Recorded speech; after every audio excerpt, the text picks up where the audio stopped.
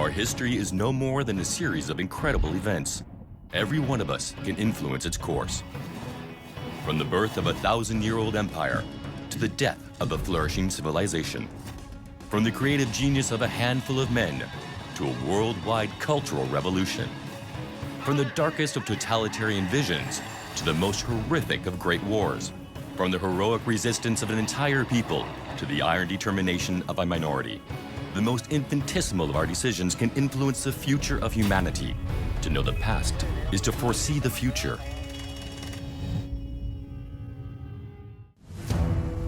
London, 2017. For all underground movements, this is the moment to step into the light and confront the government. For too long, millions of women have fought to finally obtain the right to vote. Born in the 19th century, the movement for the women's right to vote was immediately resisted. Repression was brutal. With its back to the wall, confronted by the obstinacy of government, the movement gradually became radicalized, descending into violence and then terrorism. Today, the situation is a total stalemate. Each side is entrenched in its position. The country is on the verge of civil war. But none of this ever happened. At the beginning of the 20th century, voices will be raised to fight injustice and obtain the right to vote for women.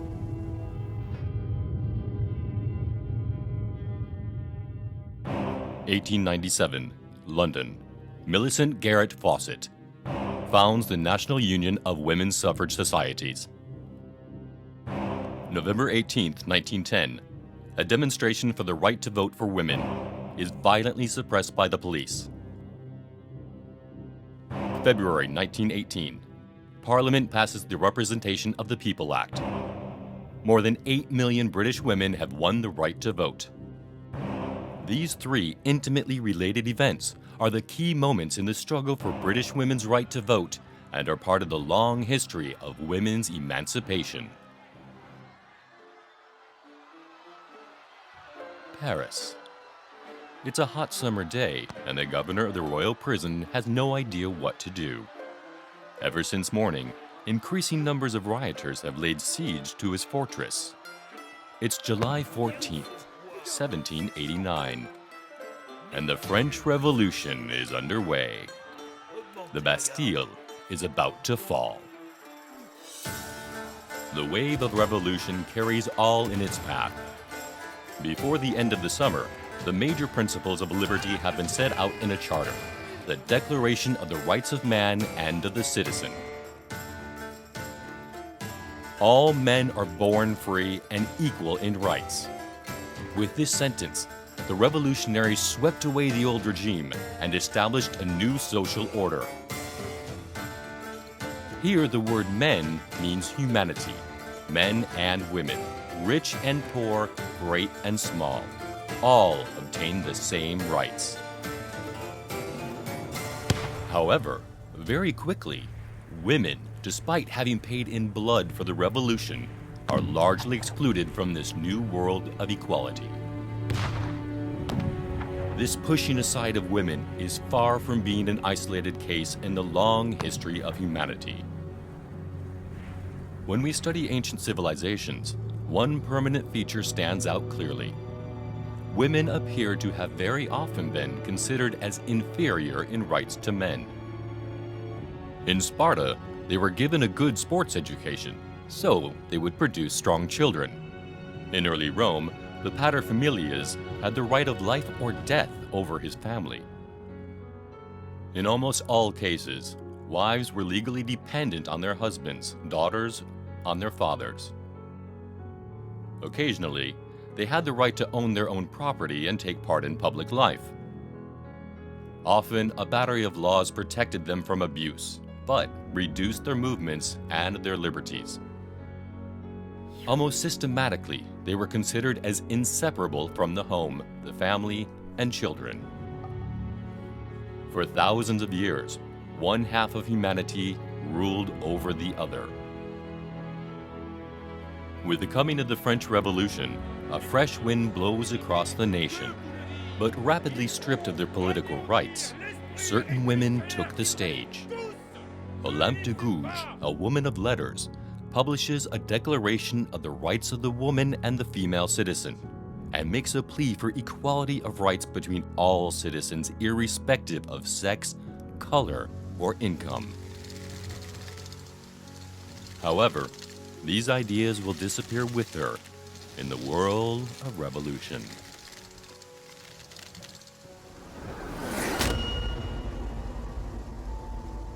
Welcome to the memory of humanity. Here, we can control time, analyze and compare billions of events, and alter them to rewrite history endlessly. All the events in our history, however minute they might be, are memorized and interconnected. It only requires one to be changed for all the others to be shaken to the core. In the Paleolithic age, the woman is associated with the earth, nurturing and fertile. Today we can find numerous statues from the period that represent a goddess mother. However, it would appear that with the development of agriculture, the relationship of man with nature changed. Nature is exploited, controlled, dominated. For the woman, the symbol of nature, this perhaps constitutes a key moment. She loses her aura in favor of a world that is more controlled, obedient to man. Slowly, other more masculine divinities appear. For century after century, in societies that are in a great majority patriarchal, the man has claimed the public arena for himself, leading the clan, hunting, war. The woman has inherited the private space. The home has become both her realm and her prison.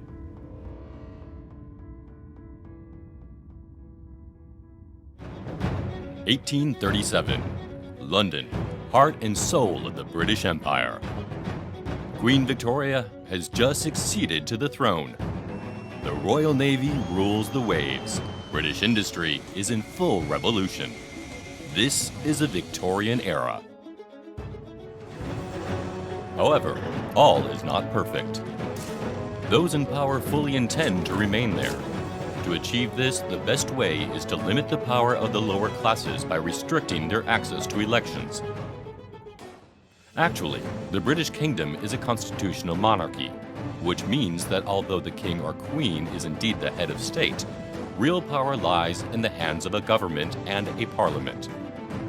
Therefore, in principle, all citizens have the right to vote to elect their representatives.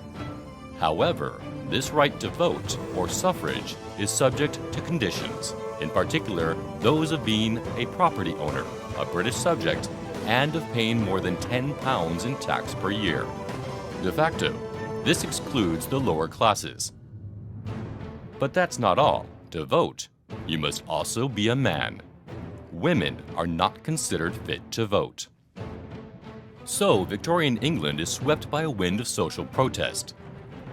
Movements that mobilize millions of people are trying to impose universal suffrage. Little by little, the government concedes ground. More and more men obtain the right to vote. Women are not there yet. In 1860, women have no more rights than a criminal, a child, or the mentally ill. It is during this period that the first suffragist organizations appear campaigning for the right to vote for women. In 1869, women paying taxes obtained the right to take part in municipal elections. In 1894, this right is extended to all married women. 1897 is a major turning point. The various associations, until then isolated, joined together to form the National Union of Women's Suffrage Societies, or NUWSS. Its president, Millicent Garrett Fawcett. Its aim, to obtain through constitutional struggle, the same civic rights as men. The great battle is beginning.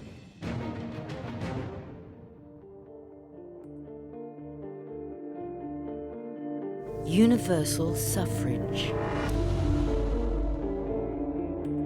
In the 19th century, Great Britain actually only grants the right to vote to a tiny portion of the population: wealthy men. The Athenian democracy applied the same restrictions, and only a tiny minority of inhabitants saw their opinions taken into account. In France, the French Revolution advocated equality for all. Yet, from 1791, women were excluded from elections up until 1944. The First Republic to clearly set out the right to vote for women is Pascal Paoli's Corsican Republic of 1755. Based on universal suffrage, it is often considered to be the first democratic constitution in modern history. But it will only last some 15 years. These advances will disappear at the same time as the island's independence, when it is annexed by the Kingdom of France. Let's continue.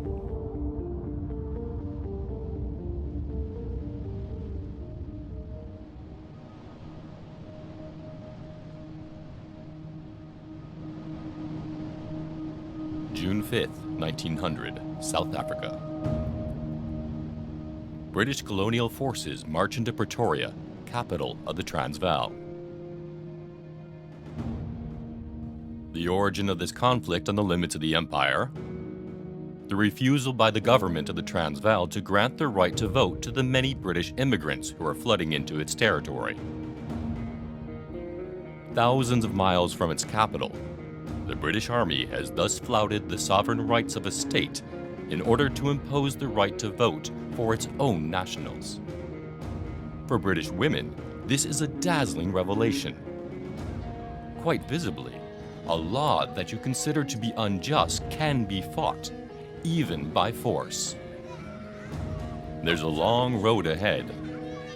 Anti-suffragists put forward the argument that the majority of women quite simply do not want the right to vote. Queen Victoria herself is a fierce opponent. They consider women too unstable in their political opinions, swayed by their emotions and not by their reason. The struggle bogs down. The suffragists from the National Union of Women's Suffrage Societies, despite some minor victories, are unable to push things forward. In 1903, several of its members quit the organization in disappointment and found the Women's Social and Political Union, the WSPU. The brains of the organization? Emmeline Pankhurst. Her war cry: deeds, not words. Her tactic: direct action. A name is very quickly found to distinguish them from the suffragists: the Suffragettes. Two organizations, two strategies, one common aim: the right to vote for women. Things soon pick up pace. In 1905, two members of the WSPU movement shout suffragist slogans. The police arrive. The suffragettes resist, refuse to move on, and end up fighting with the forces of law and order. The two activists are thrown into jail. The tone is set. Women are no longer weak and submissive.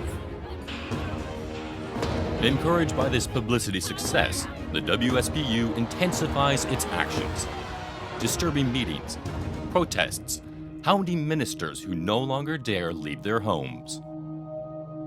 In 1907, 3,000 women march across London in the rain. It's the Mud March.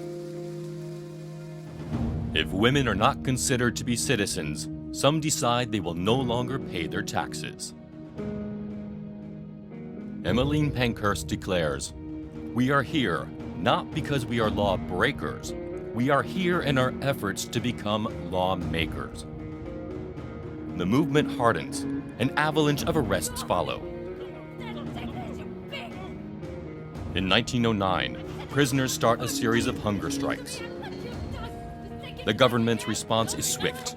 The suffragettes are force-fed through a long tube pushed down their throats. On November 18, 1910, 300 members of the WSPU take to the streets to protest. The police react with a heavy hand. 119 persons are arrested. The protesters are beaten. The police turn a blind eye to the violence and groping inflicted on the women. One badly beaten dies of their injuries. Then groups of suffragettes start smashing shop windows with hammers. They burn houses, churches. Slowly, the WSPU loses public support.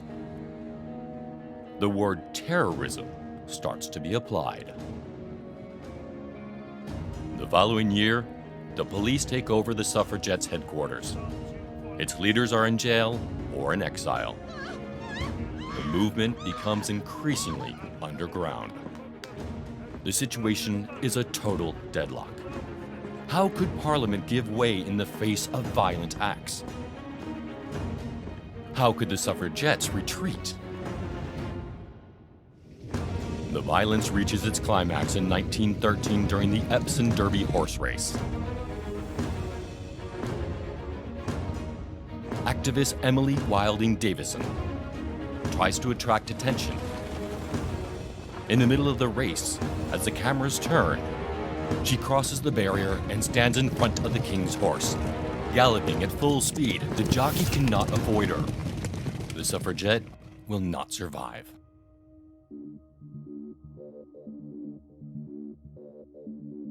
Civil disobedience. A term created in 1849, the concept dates back, however, to the jus resistendi, a Roman law, the right of resistance. When revolt opposes violence with violence, then civil disobedience is more subtle. In reality, the power of a state rests entirely upon the cooperation of its population. If the people refuse to obey, the state no longer has power. Furthermore, for it to work, it requires a sufficiently large portion of the population to follow the movement. One indispensable condition: leaders must be ready to take every risk to set the example and take the crowd with them. Such was the case with Gandhi, Martin Luther King, or Nelson Mandela.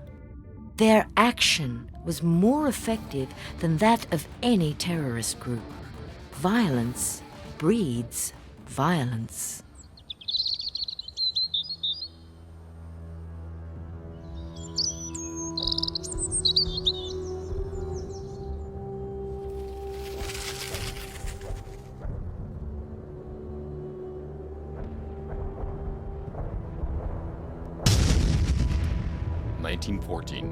World War I.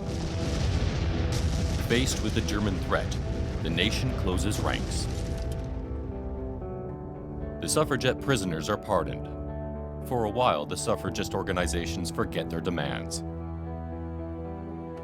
In the factories, women replace en masse the 2 million men gone to the front.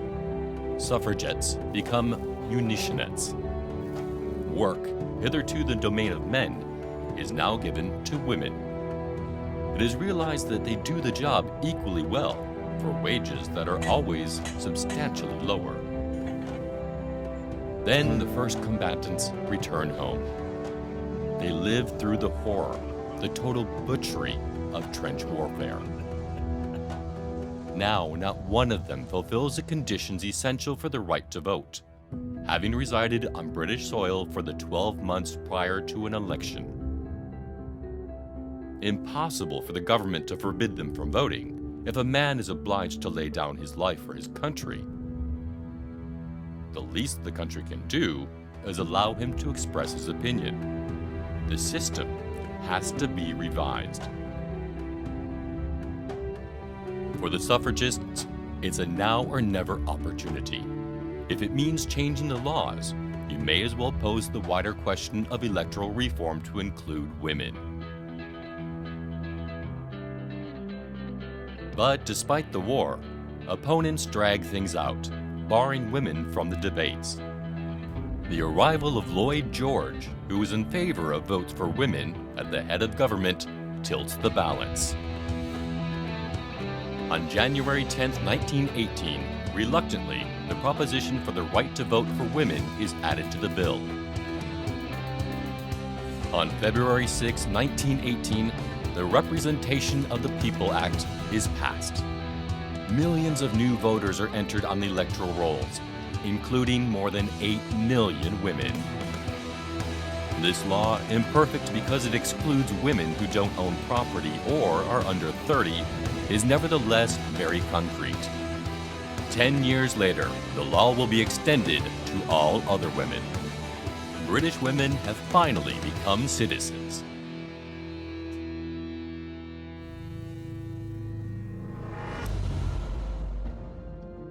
A turning point is a key event, a crossroads in our history where the world swings one way or the other. In many episodes of our history, it's very easy to identify them. For example, what would have happened if Julius Caesar had never been born? But sometimes they are impossible to determine. No event seems to have been the keystone in the struggle for the right to vote for women. No person appears by herself to have swung the balance one way or another. And the reason is simple. The underlying movement was carried not by one, but by an incredible number of women on all continents and over centuries. From a lump de gouge to the unknown textile worker in the north of England who becomes a suffragette, all contributed closely or at a distance to the long battle for their emancipation. Therefore, there is not one turning point, but a multitude.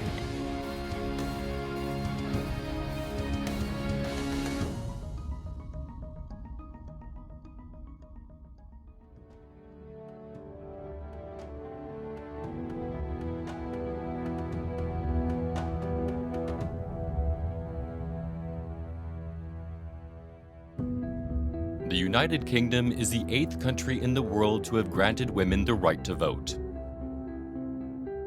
The first was New Zealand in 1893. In France, the land of the rights of man, they did not obtain that right till the end of the Second World War in 1944. In Saudi Arabia, they had to wait until 2015. The right to vote is a fundamental first step, but it doesn't mean that legal equality is total. They still have to obtain the right to stand in an election, the right to dispose of their property as they see fit, to marry and divorce freely, to work, to dispose of their bodies, and much more. The suffragette movement was only the first wave in a groundswell that will resurface in the 60s and 70s. In particular with the sexual revolution. Then, women campaign more for their private rights than their public. Choose their sexuality, choose to marry or not, only have children if they so wish. It's the hour of liberty and the contraceptive pill. Since the 80s, the debate becomes one of feminism in the age of the internet and globalization. After years of struggle, feminism is sometimes viewed today as a rear-guard action, no longer useful. And yet, even in the most open and tolerant of democracies, in our day still, the status of women is generally inferior to that of men. One day, perhaps, we may be able to say that this injustice is ancient history. But that is another story.